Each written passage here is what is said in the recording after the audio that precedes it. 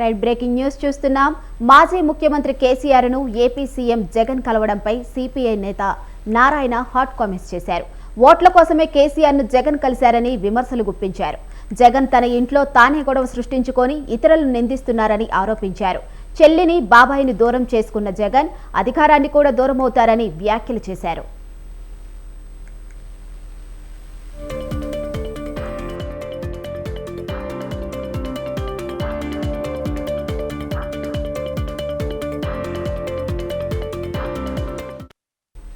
ఇక జగన్లో మొదటిసారి ఓటమి భయం కనిపిస్తుందని, అందుకే చంద్రబాబుపై ఆరోపణలు చేస్తున్నారని మండిపడ్డారు. ఎన్నికల్లో సాయం కోసమే జగన్ కేసీఆర్ దగ్గరకు వచ్చారన్నారు. కేసీఆర్ ను అసెంబ్లీ ఎన్నికల్లో గెలిపించాలని ప్రయత్నించి జగన్ విఫలమయ్యారన్నారు. పోలింగ్ రోజు నాగార్జునసాగర్లో లేని గొడవ సృష్టించి జగన్ విఫలమయ్యారని అన్నారు. పొత్తు పేరుతో చంద్రబాబును బీజేపీ నష్టపరచాలని చూస్తుందని అన్నారు.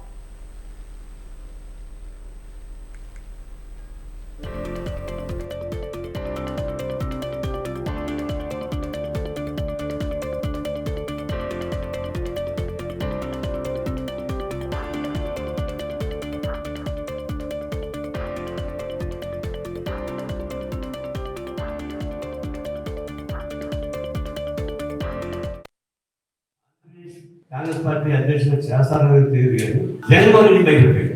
ఫస్ట్ టైం జగన్మోహన్ రెడ్డి భయపడ్డాడు.